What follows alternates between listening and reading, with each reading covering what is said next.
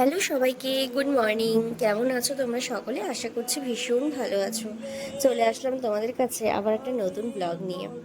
সেদিন সকাল সকাল ঘুম থেকে উঠে চটপট ফ্রেশ হয়ে নিচ্ছি।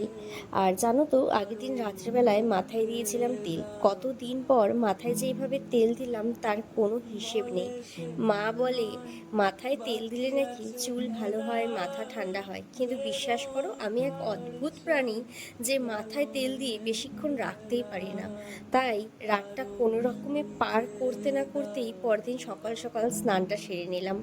এখন যাচ্ছি আমরা রেডি হয়ে ওই বাড়িতে, মানে বড় আম্মার বাড়িতে। আসলে সেদিন মেজদা আর মামুনের ছিল অ্যানিভার্সারি, আর ওরা প্রত্যেক বছর এই অ্যানিভার্সারির দিনটাতে না বৈষ্ণব সেবা দেয়।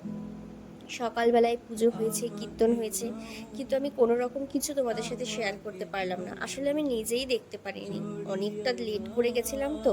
তাই যেতে যেতে এখানে আমরা খেতে বসে পড়লাম।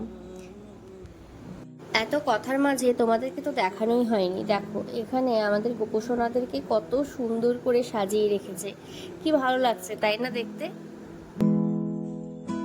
মিটিয়ে দি বিলিয়ে দি এইভাবে মিলিয়ে দি। দুপুরের প্রোগ্রাম শেষ করে সন্ধ্যার পরে আবার বাড়ি চলে আসছিলাম তার একটা বিশেষ কারণ আছে। আসলে বোনের পরীক্ষা শুরু হয়েছে তো, আর ওই বাড়িতে যেহেতু ঘর ভর্তি লোকজন, ও পড়াশোনা করতে পারবে না, তাই ওকে নিয়ে একেবারে আমি বাড়িতে চলে আসি। আচ্ছা, তোমরা কারা কারা আছো বলো তো ঠিক আমার মতন, যারা মাই ড্রেস পরতে ভীষণ ভালোবাসো? সেটা শাড়ি হোক, কুর্তি হোক, কিংবা নাইটি হোক না কেন, আমি কিন্তু ভীষণ ভালোবাসি। সামনে পেলেই টুকটাক পরে নিই। সেদিনও তার কোনো ব্যতিক্রম হয়নি। এখানেও পড়াশোনা করছিল আর আমি পাশে বসে অনেকক্ষণ ফোন ঘাঁটলাম। এবার মনে হলো একটু চা বানানো যাক। আসলে মাথাটা প্রচণ্ড ধরেছে। এদিকে চা খেয়ে তারপরও আবার কিছুক্ষণ পড়বে, তারপর রাতে আবার ওই বাড়িতে যাব, কারণ রাতে ওই বাড়িতেই খাওয়া দাওয়া আছে। তো এই ছিল আজকে একটি ছোট্ট শর্টস। দেখা হচ্ছে তোমাদের সাথে নেক্সট শর্টসে। Bye bye.